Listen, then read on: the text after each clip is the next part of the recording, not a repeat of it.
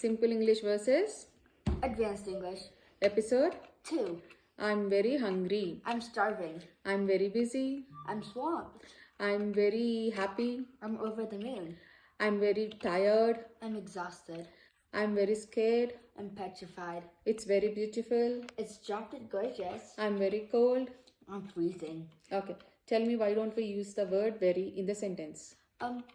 You should prefer not to use the word very in a sentence because it's really weak and it diminishes the meaning of the sentence, and it's overused, and it also really imprecise when you're using it, unless you're using it before an adjective or an adverb to add emphasis.